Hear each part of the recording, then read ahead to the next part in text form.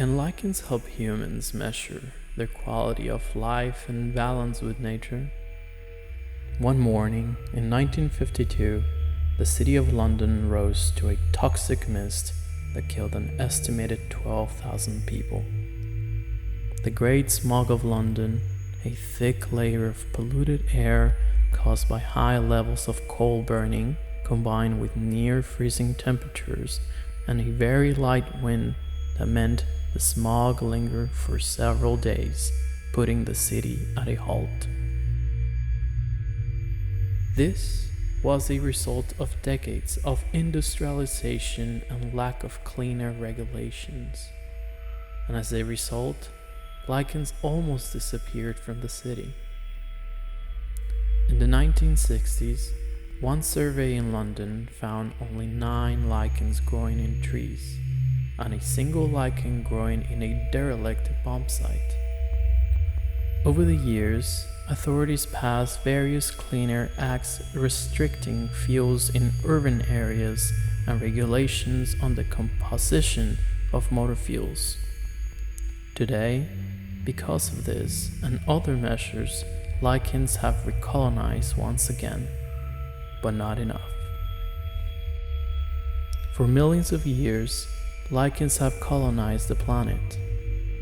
Their ephemeral presence can be found in the depths of the ocean, volcanic rush, and sometimes in metropolitan cities. These lowly microorganisms have survived and gone undisturbed at least until the last century.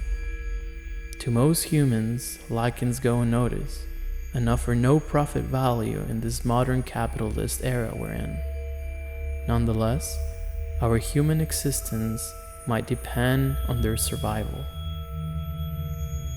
Lichens are mini ecosystems where multiple microorganisms, through symbiosis, function as a single sustainable unit, mainly comprised of a mutually beneficial collaboration or parasitic relationship between fungi and algae.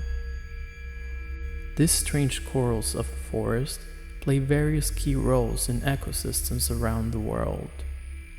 But for now, we will only be focusing on their role as pollution bioindicators.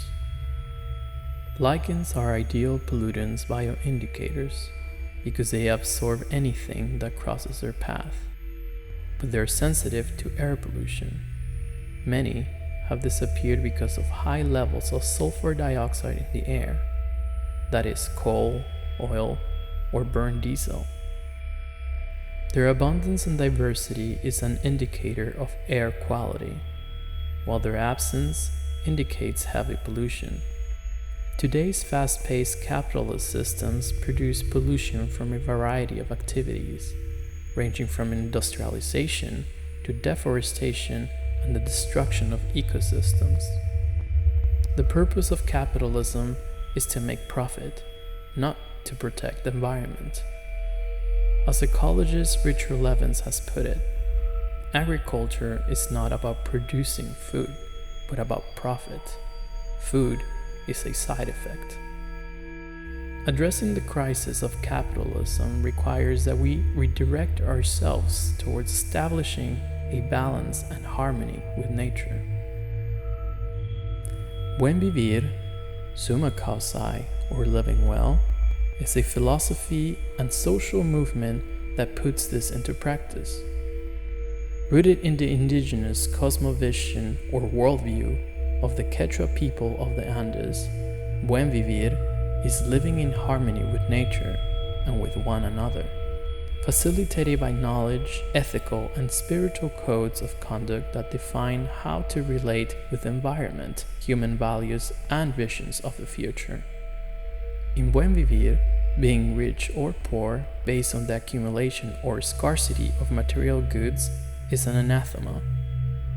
By implementing this indigenous wisdom, we can suggest that lichens in London and their reappearance are bioindicators of not just capitalist pollutants, but of el buen vivir.